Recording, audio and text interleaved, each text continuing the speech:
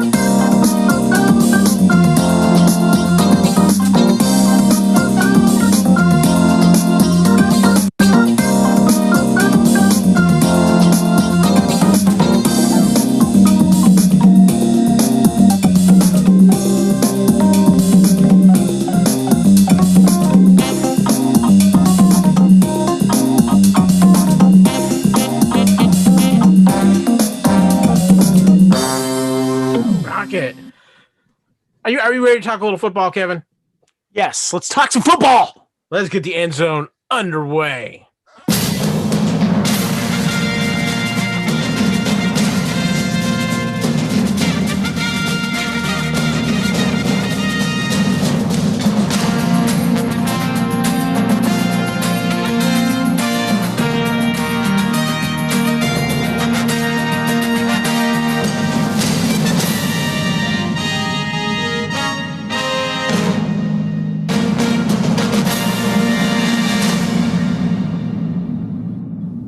Welcome to the latest episode of the End Zone here on the Fandom Podcast Network YouTube channel, exclusive to the YouTube channel.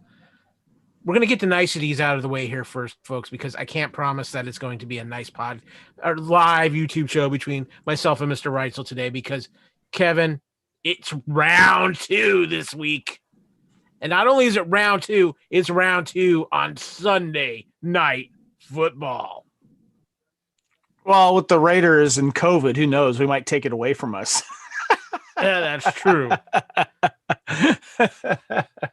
We'll get to all of that, but you know what? You have hit the end zone, and this is, of course, it's live and exclusive to the Fandom Podcast Network YouTube channel this season. Welcome everybody in the chat who might be watching or streaming, but we are here. We are here to give you your football fix in the way only Kevin and I can, whether it's with some mediocre fantasy football advice, some hot topics, or a little action in the fan huddle, which we'll get to later. But before we get started, it's all about the Fandom Podcast Network and where you can find us. Obviously, if you're tuned in now, you're aware of our YouTube channel. If not, hey, look for the links, subscribe, give it a like. That way you don't miss these live shows that we do here on the YouTube channel. And of course, all of our audio podcasts get posted to the YouTube channel as well. But of course, if you're looking for our streaming audio podcast, it all starts on our homepage at fpnet.podbean.com.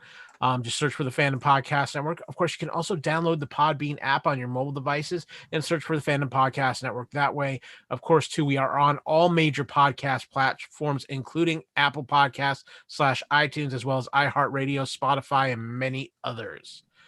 We always love it when you come visit the Facebook page, the Fandom Podcast Network Facebook page, where we try to keep you updated on all the ongoing things in fandom. A little breaking news on that, Kevin. Wonder Woman 1984, not only to be released on time, December 25th in theaters, but also streaming on HBO Max. They caved. Yep. They caved, and we'll be talking about that on future things on the Fandom Podcast Network. But you can also email us directly at fandompodcastnetwork@gmail.com. Follow us on social media, Instagram, Fandom Podcast Network, or on Twitter at FanPod Network. I'm Kyle. You can find me on Twitter at AKyleW or on Instagram, AKyleFandom. Kevin, where can people find you on the social media? Twitter and Instagram, Spartan_Phoenix. And of course, there are a couple great ways you can help support the Fandom Podcast Network.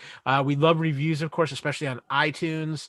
Leave us that 5-star review. We love those. But any review in general is good because you know what? It always helps us make better podcasts to feed your ears.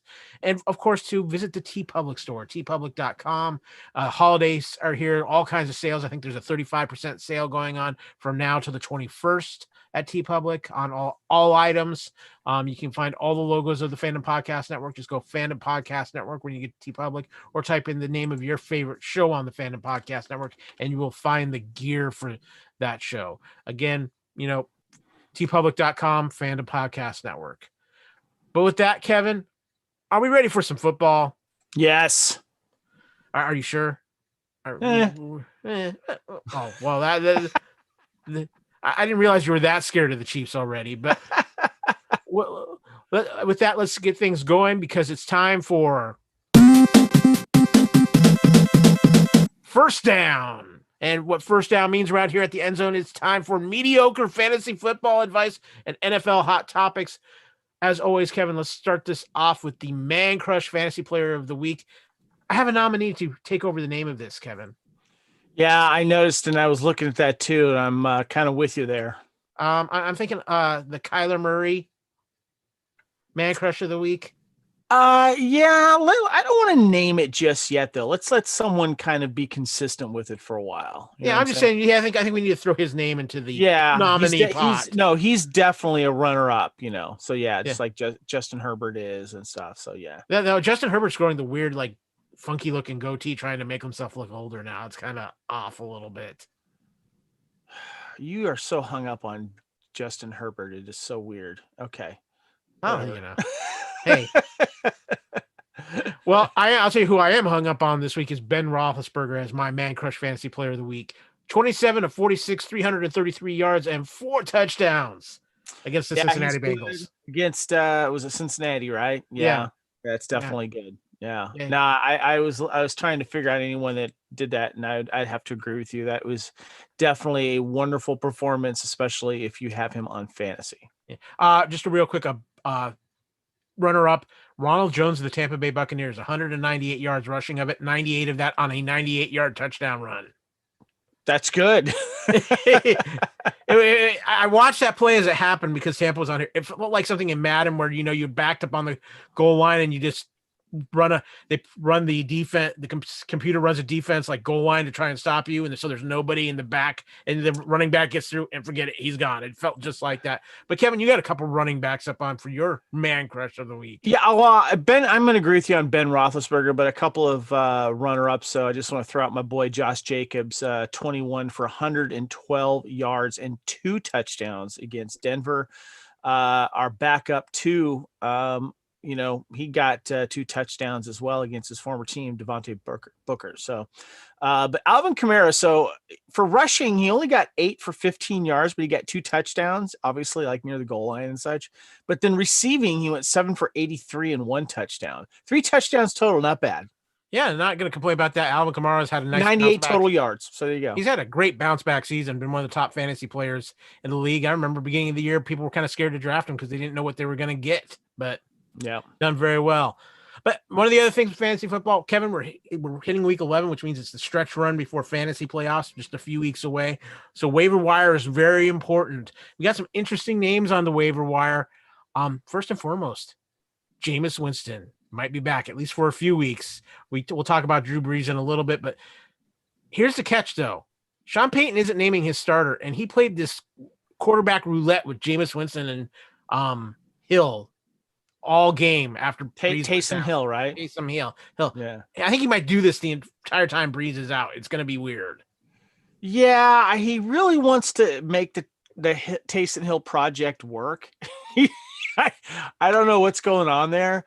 It's like a Frankenstein monster he's working on there. So I don't know. He wants to keep both his options open, but I think Jameis Winston's going to be the guy until we get Brees back. The Taysom Hill project sounds like a name of a band. It does. Yeah. Yeah. And not a good band either. Yeah. No. Couple running backs on the waiver wire, though. This always is a hard find late in the season. Kalen Ballage of the Chargers. He's going to at least get 1 or 2 more weeks of some real time before Austin Eckler comes back. And he by the way, he blew up against my Raiders. Raiders were still able to beat the Chargers, but all of a sudden it was just like Kalen Ballage every carry. I'm like, what a minute, what's going on? Don't they have like 2 other guys? They kind of balance stuff out, and then he got the same treatment last week. Yeah, well, and this week they're playing the Jets. Yeah. And that's a bit of a revenge for Kalen Ballage as he was cut by the Jets earlier in the year. So nice. Salvin Ahmed. Out of nowhere. Ahmed. They were pronouncing it both ways on the game. It's on Sunday. Dolphins are like, hey, you're the guy now. Make it happen. Yeah. And he did.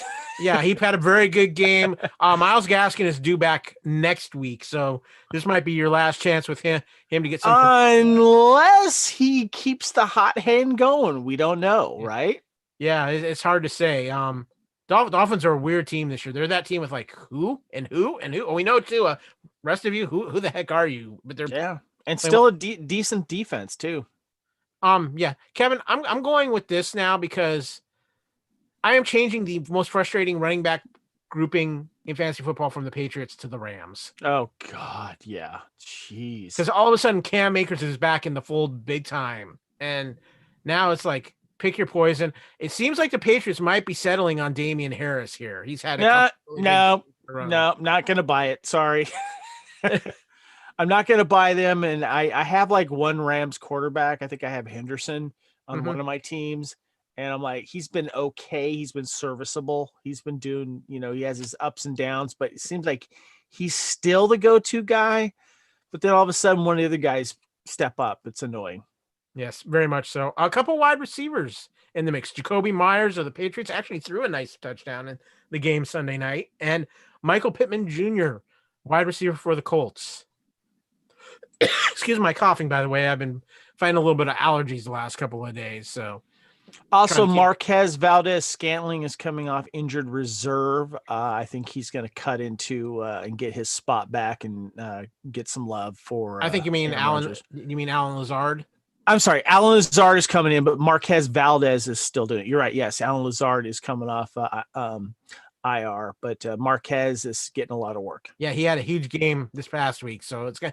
Aaron Rodgers is developing his receivers, but Tua is available in a lot of leagues, by the way. If you are hard up for a decent quarterback, he still has yet to prove, like I would call him maybe a quarterback 2, 3. Yeah. Oh, yeah. Maybe. He would be if you were just in a pinch and had nobody else to go exactly. To. I'd say go pick him up. And if you're really desperate for a running back / also a wide receiver and punt returner, Cordell Patterson. Guess what else are the Bears going to do? Yeah, he's apparently their entire offense, and it gets worse for the Bears. Nick Foles could be out for a little bit with a hip pointer, and Trubisky's got a bad shoulder. So, yeah. I heard they might have called you to play quarterback, Kevin. They did, but I let it go to voicemail. I had stuff to do.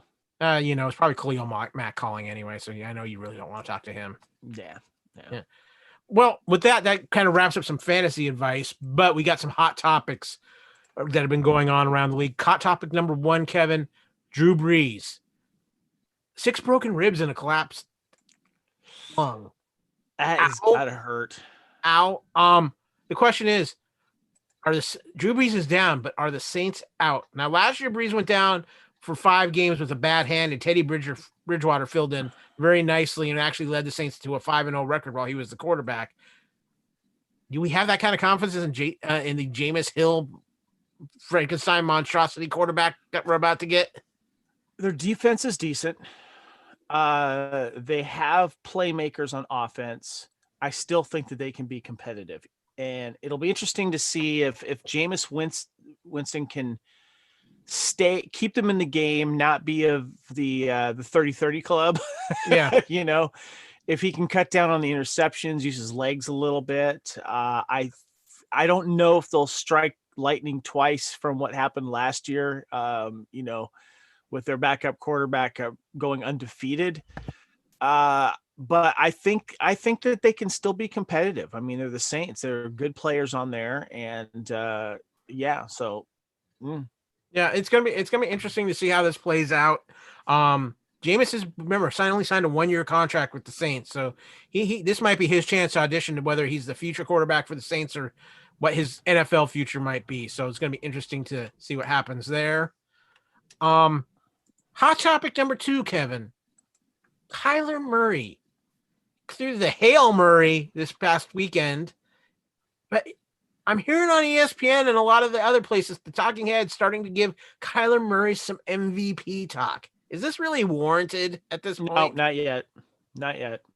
Yeah, that's kind of he won in a great, fantastic way and stuff like that. But let's see a few more win streaks and some more good game managing and touchdowns to interception ratios down and stuff like that. Keep it going a little bit longer. It's okay for him to be mentioned now. Just like, obviously Mahomes and Carr and a bunch of other people where their stats are really, really good. But let's see if it can translate to wins, because the reason why I say this, Kyle, is because who was the hot guy that everyone was talking about, not talking about so much now? Russell Wilson. Exactly. Russell Wilson's team is losing a little bit, some interceptions going on. So, I mean, it's a marathon. So you got to stay hot for a consistent amount of time. You got to bring your team into the playoffs, and you got to keep it going. By the way, did you just throw Derek Carr into the MVP conversation? I did. Yes, I did. No comment. You have not been paying attention to his stats, have you?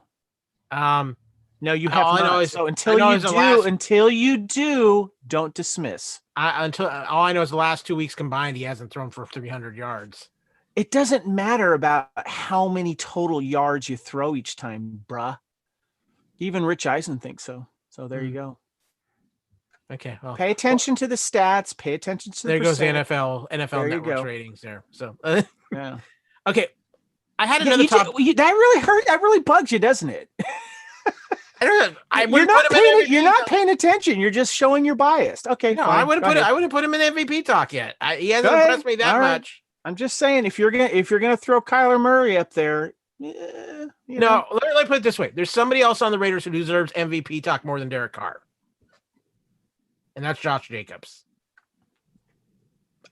I wouldn't say yet, just because of what he's done so far. He's starting to fire up right now, but he's just been kind of okay for a while now. He's been very good and serviceable. He's been playing with a bad hip too, so yeah. But we've been trying to stay away from COVID, but this broke today, and we have to talk about it. The NFL has now told all teams they are under the intensive NFL COVID protocols, and we knew this. I'm not surprised this is coming. There's been COVID things all over the place, Kevin. We're going to talk about how your Raiders have been affected again. But I mean, I'm looking over these protocols, and they're pretty intensive. Details of the intensive protocols include a requirement that all meetings be held virtually or in the largest possible indoor space provided. Such space has been inspected and approved by the NFL and the NFLPA. Grab-and-go meal service. In team cafeterias, meaning you can't do Uber Eats, you can't get pizza, you can't go out and do stuff like that. Yeah. Limited time spent in locker rooms, less than 15 minutes per person per session, with sessions scheduled so as to minimize the number of people in the locker room at one time. Masks or league-approved Oakley helmet face shields at all times in every part of the facility, including on the practice field. Are we getting close to where the players are going to be forced to wear some kind of mask on the field, Kevin, do you think? No, but I think they're going to be okay. So if you keep going down, where was the one it says here? Did you get to the one where it says that their tracking devices have to be on all times, including when they travel? No, not yet. That was coming up next. That's gonna supersede masks on during the game. That's not gonna happen. Yeah. But it's very, very interesting here. it's not surprising because COVID's spiking again, Oh yeah, big time. And the NFL is feeling it. There's been a lot of positive Limited, tests and a lot of yeah, people going on the list because they've been around somebody with a positive test. yeah, limited time in the locker. It's just, it's crazy. It really, really is. So with that, that's going to wrap up the hot topics, which means it's time for second down. It's time for the Primetime Game Awards, as well as Raiders and Chiefs news. So, Kevin, let's start off with the Primetime Game Awards. For those of you who might be tuning in for the first time, Primetime Game Awards are something new. We pick 3 games that we nominate. What was worthy of being a primetime game that maybe wasn't, or just it was so outstanding. We pick one and award it the primetime game. We got 3 nominations this week, Kevin. Game 1. Lions 30, Washington football team 27. And you're thinking, these 2 teams? Really?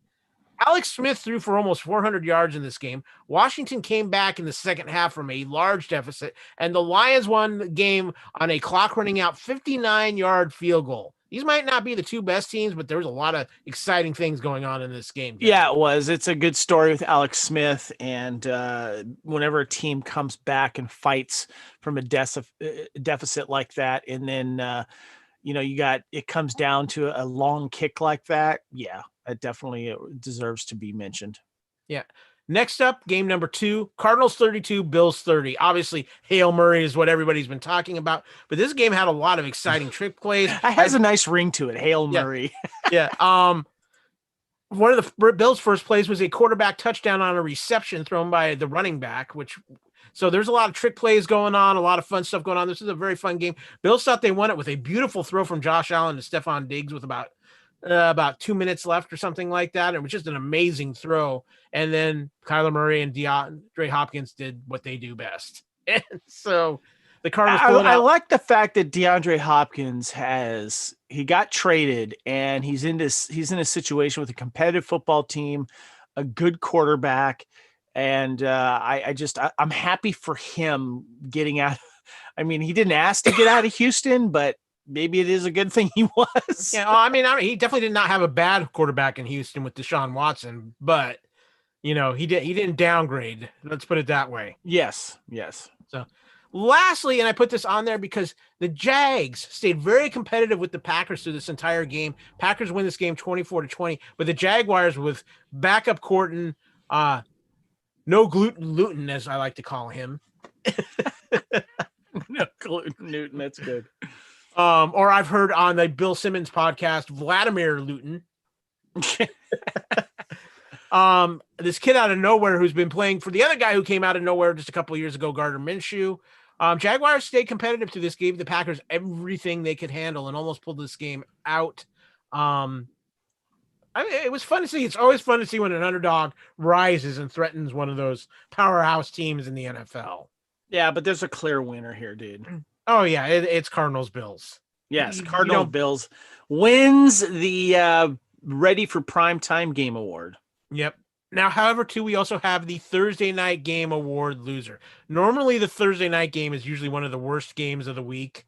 And this is we picked a game that was just the least watchable, most dull, most boring.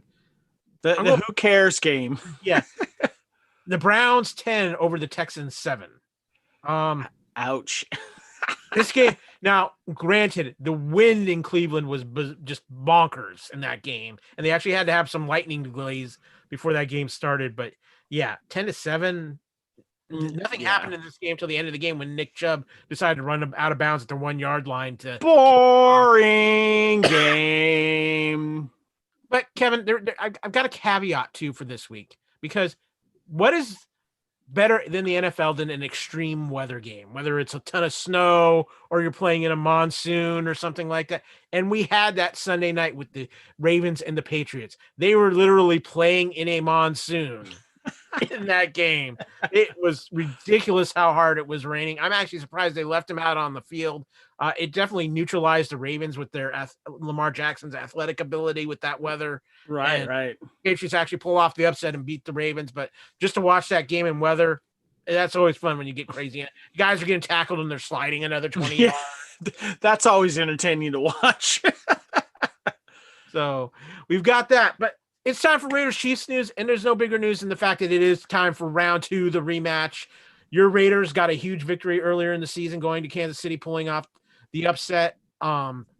Even back when that game happened, I said this was a game I was a little bit worried about. You were already handing the loss to the Raiders before the game. Mm-hmm. And ever since then, that seems to be the game that's really kind of boosted your team up. They've been on a nice little run since that game, Kevin. This is true. The pieces are slowly coming together. Unfortunately, injuries and COVID has kind of kept them from gelling even more. Our original starting offensive line has still only played 3 snaps together. Yeah, and in fact, one of those games was what Trent Brown. That was one of those 2 of those snaps came in the Chiefs game. Yes, and then 3 snaps in, we lost someone. So it's crazy. But are we going to be talking about Raiders Chiefs now, or are we going to just gloss over it? The Raiders beat the Broncos. Well, no, we can talk. We can talk about that. I mean, the Broncos. Well, you say that like, oh well, yeah, we can, but there was a game. It's the Donkeys. I mean, no, your Raiders ran roughshod over the Donkeys. I like how you tried to like gloss right over that. That was funny. You just want to get right into the Raiders Chiefs thing. It's just like, okay, fine. We beat the Donkeys. I have nothing more to say. Well, no, I mean, Josh Jacobs, your ground game destroyed Denver. So we are talking about this then. No, okay. Yeah. Your ground game destroyed the Broncos. Not necessarily. It was a little bit of a struggle in the first half. And there was, the Raiders have this thing where it seems like they give up this 3rd and long, like once, maybe twice a game. And it's just like a momentum killer, and it sucks. But they were able to make some plays, keep it close going to the half, and then they were able to open things up. It was great. Not only did we have our running game work for us, because I think Carr only threw for like 130 yards and no touchdowns, but we got 2 touchdowns from each of our running backs. No, I'm sorry. He did throw a touchdown to, I think it was it Waller? Yeah, I think he did throw a touchdown to Waller. Yeah. But it was about the Raiders defense disrupting everything that they could when it came to Drew Lock and the offensive line, and just carving them up. It was great. I think it was 4 interceptions, a sack or 2. It was great seeing Drew Lock's jersey all dirty and shook up and everything. And but the thing that is frustrating, I will say this, is there was a clear touchdown that Renfrow had, and then John Abrams does this kind of block in the back that he didn't have to do. Because that defender was not going to catch Renfrow, and the touchdown got called back because of that. Let me ask you something about there. Hold on. There was about maybe 21 points because of either a penalty or something, no one catch, or someone dropping a ball or something that was left on the field that the Raiders could have totally blown out more than they did. And I'm lucky the defense stepped up and made some points and did that. So sorry, go ahead. I was just going to ask you about Abrams, because I just from what I've seen from Raiders things I've seen on Twitter and stuff like that, is there kind of a developing frustration with Abrams in the fact that it seems like every week he has one of those kind of penalties? No, it's not every week. What it is we like him, and the team likes him because he's got this awesome energy. He's got this dog energy that we like, this go get him and stuff. But the thing is, though, he's still pretty much a rookie. He only played like half a game in the first season before he got injured. So he's still learning. But when you talk about penalties, it's not necessarily penalties. It's he'll get burnt on a catch by a player or something, or he just won't complete a tackle or something like that. But he has made some great plays, and he has been intimidating against opposing receivers and such. But then something will happen, and so he's not consistent. That's the problem. Yeah. Well, on the Chiefs side, the Chiefs are coming off their bye week, so they didn't play no game this week. But it was a much needed time for the bye. Mitchell Schwartz, their all pro right tackles got healthy from that time. They also are getting back their rookie who was playing phenomenal in the secondary, Ladarius Sneed. He'll be back for the Raiders game as well. And a few other players got healthy. Sammy Watkins will be back on the field for the Raiders game as well. Good time for the bye for the Chiefs. But Kevin, like I said, it is the rematch, and I know the Chiefs definitely want to get some payback between, of course, especially after the bus victory lap. Of course. Yep. One other quick bit of Chiefs news too is Kansas City did make a player signing. They signed former Giants #1 pick just last year, cornerback Deandre Baker. Did you say quarterback? Cornerback. Oh, cornerback. Okay. He was their Giants #1 pick number 30 overall.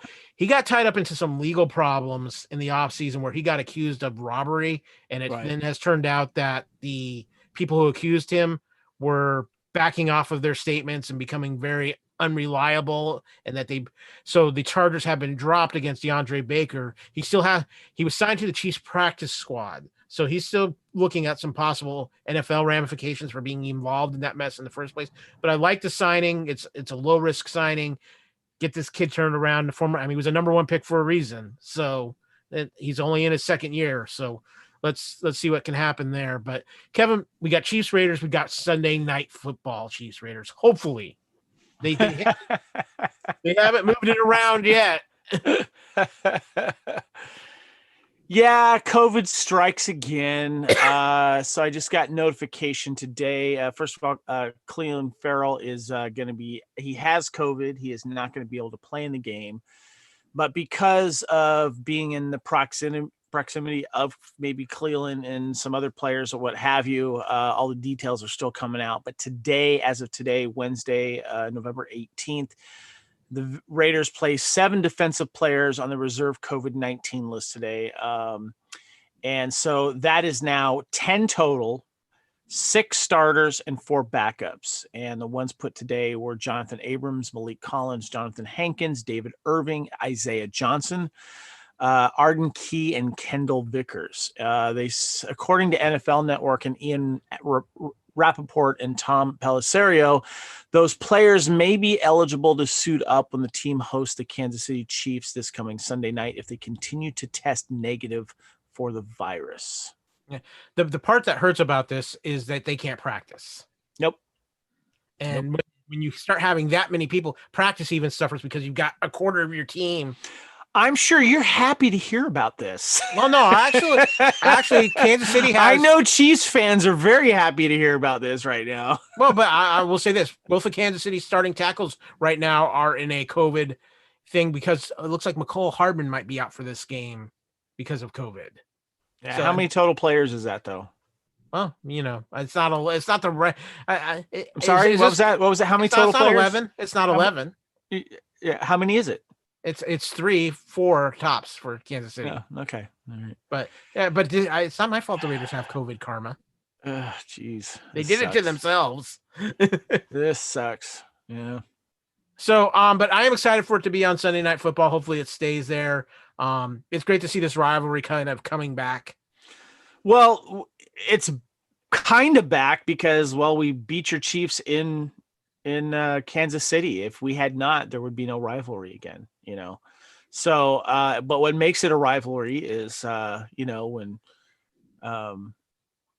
the fact that we did beat you guys in Kansas City, and all of a sudden this report comes out about the Raiders victory lap, because apparently there was a Chiefs fan who was driving the bus that, according to Gruden, made some snide comments. And so Gruden addressed that and says, you know what? We're going to show you.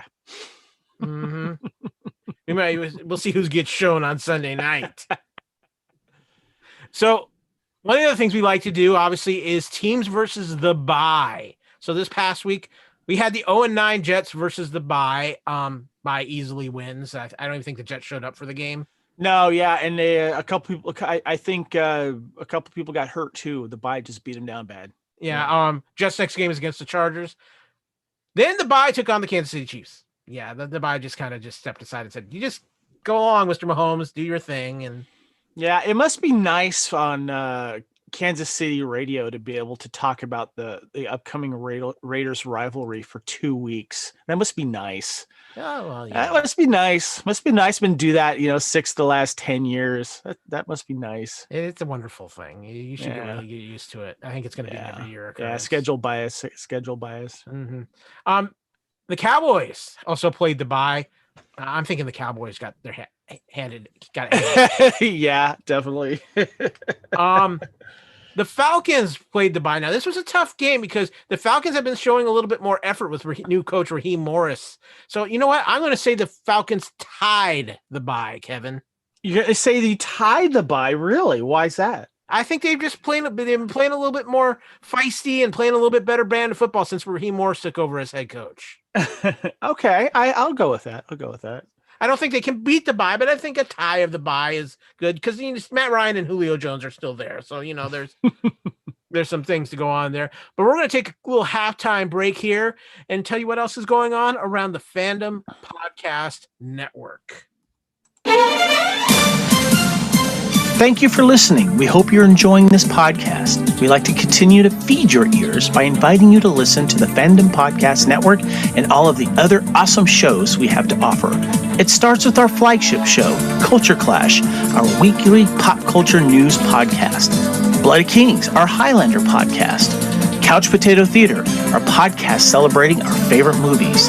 Time Warp, the Fandom Flashback podcast discussing a year in movies and our favorite pop culture topics. Endzone, the NFL podcast. Good Evening, an Alfred Hitchcock podcast. Union Federation, our Star Trek and Orville podcast. Hair Metal, the 80s and early 90s rock metal podcast. Type 40, our Doctor Who podcast. Lethal Mullet, a 1980s and 90s action film podcast. What a Piece of Junk, a Star Wars podcast. And our newest show, Making Treks, a new Star Trek podcast with a deep dive into the final frontier with host Mark Newbold and Adam P. O'Brien. You can enjoy all of these great Fandom Podcast Network shows on our master feed at fpnet.podbean.com. Fandom Podcast Network is also on Apple Podcast, iTunes, Stitcher, Google Play, Spotify, and iHeartRadio. You can also find us on Facebook under Fandom Podcast Network. You can also email us at fandompodcastnetwork@gmail.com. You can also find us on Instagram and Twitter under Fandom Podcast Network. Thank you for listening, and remember, respect others and enjoy your fandom.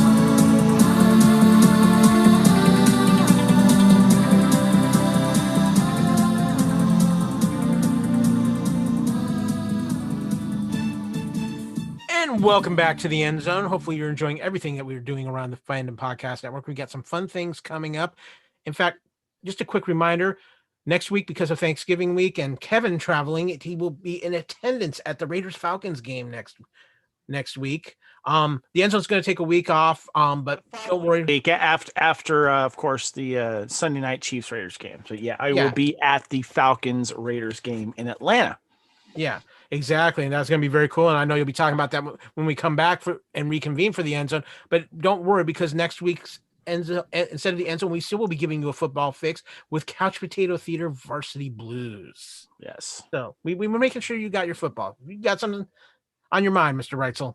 Yes. Regarding next week's games, the line that we usually use did not update. The Football Locks line that we kind of look at. So I've got the NFL schedule for this coming weekend's game. They're still showing last weekend's. Yeah, I noticed that. So, with that, it's time for third down. It's time to predict what will be the primetime games of this coming week. And I think there's a few that stand out. Obviously, Kevin, I think Chiefs Raiders, Sunday Night Football. Definitely need to be on the list. But you know what? It's an oddball week because all the primetime games should be primetime games. Even Thursday night should be a primetime game, Kevin, because it's the Cardinals versus the Seahawks. Kyler Murray versus Russell Wilson. Agreed. Yep. A battle for first place in the NFC West. This could be a high-scoring, very fun and entertaining game to watch. And also the Monday night game, the LA Rams versus the Tampa Bay Buccaneers. Tom Brady, Monday night. The Rams are also in that tied for first place in the NFC West. group playing some really good football and very nice defense with Aaron Donald. So yeah, I think the primetime games are primetime games this week, Kevin. Yeah, there's a couple of other ones. Titans Ravens is important. They're both 6-3. That's a 11 a.m. game. That is a possibility as well. I'm trying to see what else we got here. I'll keep real quick on that Titans Ravens game. I'm calling that the fraud game because I think the loser of that needs to be considered a fraud at this point. Okay, I see. They'll be 6-4 at that point. I think you've got to take them out of the Super Bowl mix. I think the other game aren't the Packers in a pretty big game? Yeah, I was just going to say that Packers 7-2 at Colts 6-3.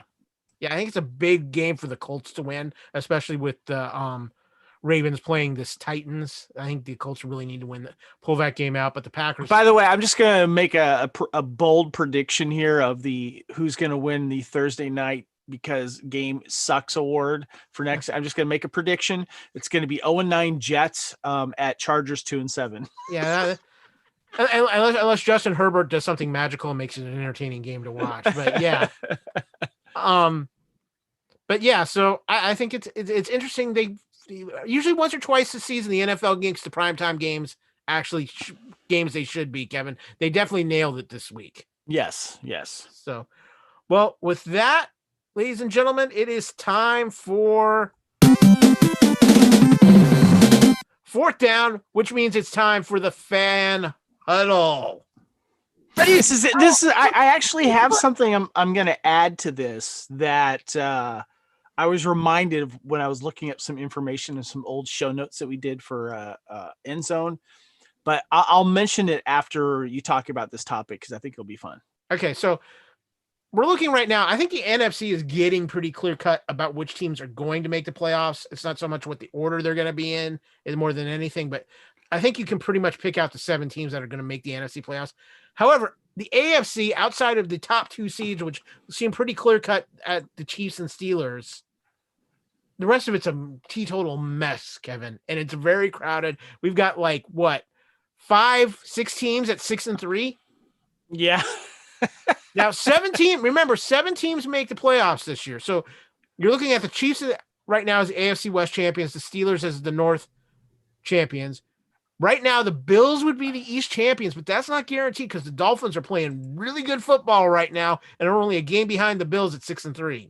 Yes, this is true. Mm-hmm. So you're looking at either the Dolphins or the Bills winning the East, and I'm going to say whoever doesn't win the East gets one of the wild cards. So that leaves... Okay, but hold on real quick, though.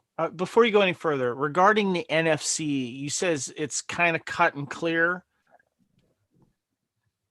Yeah. Who do you think? Then throw some names out real quick before we finish the AFC topic here. Well, I think the Rams, Seahawks, and Cardinals all make it.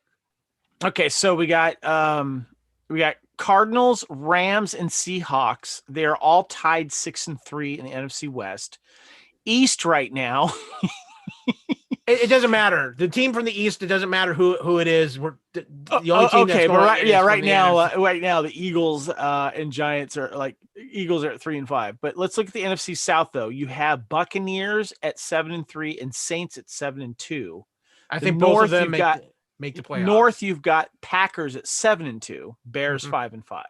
So yeah, I think the Packers go winning the NFC North. I think whoever the NFC least winner is, I think the Saints and Bucks and the 3 teams in the West would make it. That makes your 7 teams. And I think it's pretty clear cut. The only team that might throw a little monkey wrench in that is the Minnesota Vikings, who are on this winning streak and doing what Minnesota does. They look really good for 4 or 5 games. Then they fall off the planet again. It's just a matter if they fall off the planet again or not. Dalvin Cook might prevent that. But so getting back to the AFC, we just talked about the AFC East. I do believe the Bills and Dolphins both make it. So that gives you 4 teams right there. In the South, we have the Colts and Titans battling it out at 6-3. One of those 2 teams will make the playoffs as the division champion. So that's 5 teams right there that I show in. That leaves you with basically whoever doesn't win between the Colts and Titans, the Ravens, the Browns, the Raiders, and the Patriots with still an outside chance. I'm never going to rule out a Bill Belichick team until they're mathematically eliminated. Yeah. If I'm going by schedule and talent, I do think that The Titans probably make it, and I'm going to say your Raiders make it because they have after the Chiefs game, they have a pretty favorable schedule. Even if the Raiders lose to the Chiefs, yes, it looks like they're favorable. I'm not going to say favorable just because it seems like the Raiders always play everything tough and they love to grind it out and keep games close, which leaves rooms for mistakes and stuff. But yeah, they do have a great chance if they can kind of keep. So let's say worst case scenario, the Raiders lose this weekend to your Chiefs. I think that they can still, get in with like 9-7. I'm going to say 10-6 is going to be needed to make the AFC playoffs. Yeah. Maybe depending on what happens, 9-7, but 10-6, they're going to need it. Need 10-6 to get in there. Let's look at your remaining schedule. You have the Chiefs this weekend. Mm-hmm. The following week, you have the Falcons, then Yep. the Jets. I would say for sure Falcons and Jets, you guys should win those games. Right. The Falcons could be one of those weird trap games, though, which we'll figure because I'm there. After that, you have the Colts. That's going to be a tough game. That's at home, though, right? That's at home, but that Colts defense is wicked. Oh, yeah. I mean, then you have the Chargers on a Sunday night game, it's a Sunday night game, and then you close the season with the Dolphins. So both of you could be playing for something there. When was Denver? We played Denver again. At Denver. I didn't hear you say Denver. Did you say Denver? 11. The Falcons on the 29th, the Raiders on the Jets on the 6th, the Colts on the 13th, the Chargers on the 17th. Denver's the last game, week 17. Oh yeah, you're right. I'm sorry. Yeah, they just got, yeah. So we got Chiefs, of course. Then we got Falcons, Jets, Colts at home, Chargers at home. Then we got Dolphins at home. I think that is that. Are you sure that Colts one is not at Colts? It says Colts, Raiders. The Raiders are on the bottom. Usually that indicates the home team. Okay. Yeah, and then we have to go to Denver on the last game after the Dolphins game. Let's be honest. Let's be realistic. Let's say the Chiefs game is a loss. I think you beat the Falcons, so that puts you at what, 7-4? Mm-hmm. And the Jets 8-4. Yep. Colts. Let's say that's a loss, 8-5. Chargers 9-5. Dolphins. Let's say that's a loss, 9-6. You should beat the Broncos. That's 10-6. That probably gets you in the playoffs. Yeah.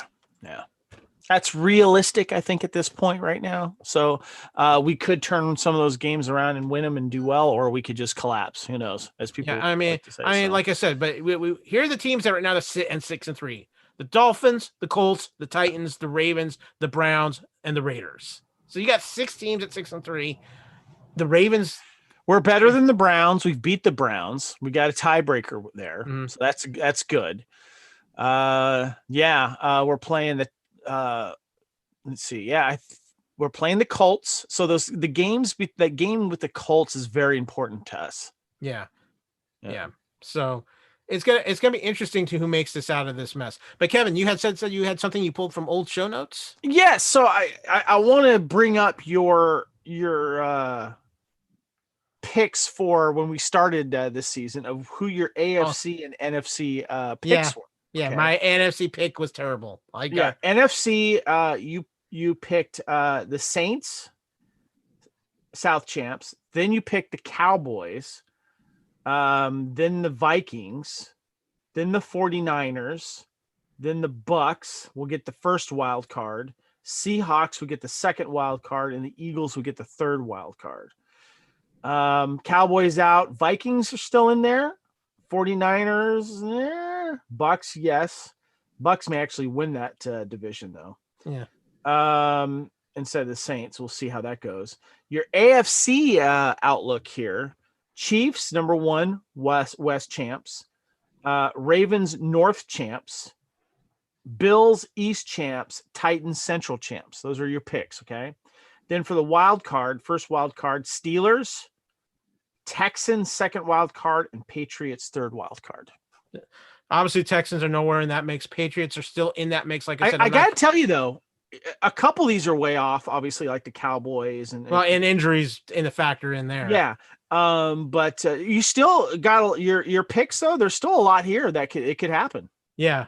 I mean, I don't think anybody saw the the 49ers collapsing and getting destroyed like by injuries. No team has been killed by injuries like the 49ers this year. Yeah. And I think a lot of us thought the Cardinals were still 1 year away from really being what they're doing right now. So Yeah. I tell you though, they are fun to watch now. I'll tell you that. So that's good. Real quick before we get out of here, one other quick audible in the fan huddle. Thanksgiving's next week, Kevin. Obviously, you're going to be in Atlanta, seeing your daughter Camille. But I want to ask you something. It's something that always comes up every year. You know, for forever it was the two games. We always had the Lions and the Cowboys, and they added in a Thursday night game. Who can we look ahead? Who is in the Thanksgiving games? Ravens Steelers is the night game. Okay. I think it's like Cowboys Giants on Thanksgiving, and Lions and Packers maybe. We should know this for sure. I'd like to know who the schedule is. Who's the schedule here? Okay, I'll look it up here because I want you to ask your question, but I want to know who's playing what. So that would be obviously week 12, right? Yes. Okay, so week 12. What do we got here? We've got. Okay, let's check it out here. Texans, Lions, Redskins, Cowboys, and Ravens, Steelers. Okay, so Texans, Lions. It's always Lions, of course. Yeah. Washington, Cowboys, Ravens, Steelers. Okay. All right. So now I know what. Now I know I can just wait till I watch the late game. Yeah, exactly. I want to ask this though. Is it time to pull the Cowboys and Lions off of Thanksgiving and open Yes. Oh my God. Yes. Oh, please. I mean, I will admit when Barry Sanders was playing for the Lions, I always looked forward to Thanksgiving because I knew I was going to get to see Barry Sanders in one game every year. And Barry Sanders was so much fun to watch. But the Lions have been irrelevant for forever. And the Cowboys are shoved down our throats as America's team. I think we need to have a little flex option here or something to where come on, Texans, Lions, and Redskins or the Washington football team and the Cowboys for Thanksgiving. Bring on the tryptophan and lots of turkey, my friend. God, I know. I'm gonna watch a movie with Camille or do something. Yeah, I could care less about those first two games, and I honestly I'll check into that last game just because those are two good football teams. I'll be doing nothing else on Thanksgiving night. I'm not gonna go out and try to do some early shopping. I don't do that anymore. I don't believe in early Black Friday, now Thursday stuff. Well, whatever it is, it feels like it's Black Friday month this year. From the they need to change that up. I don't care how powerful Jerry Jones is or the Lions. They keep calling it a tradition. I don't know why when so many people are against that. Yeah, I understand the Lions and Cowboys have been playing on Thanksgiving for as long as I can remember. But yeah, there's some teams with some new stadiums that I would actually rather see some Thanksgiving games start playing on a regular basis. Yeah. And I'm not just saying, yes, of course, I'd love to see a Thanksgiving game played in Las Vegas, but LA has two teams with a nice new stadium, bring some love out there. Switch it up. This is ridiculous. To me, there's some teams too that just are NFL traditional teams should be playing on Thanksgiving. Green Bay Packers, Chicago Bears. And I don't want to hear the excuse of, everyone's watching these games and so the ratings are up. I'm like, because there's nothing else to watch. Yeah. People just have it on the background and going to be doing something else. So yeah. HBO Max, can you put Wonder Woman 84 out on Thanksgiving instead of Christmas? Oh God, that would be great. Yeah. So, well, with that, guess what, ladies and gentlemen? Touchdown! It is time once again to close out the end zone. Kevin, have a great vacation. Enjoy your Raiders. I know you'll be Raider nerding it up and mandoing it up. And I unfortunately will not be able to wear the costume at the stadium. Yes, but we will be attending a Raiders event. At least the helmet and the child will make the trip. I'm hoping I can squeeze that in with the luggage. We will see. So. And to all the listeners out there, have a safe and wonderful Thanksgiving. We will be back after Thanksgiving to continue on our march to the end zone.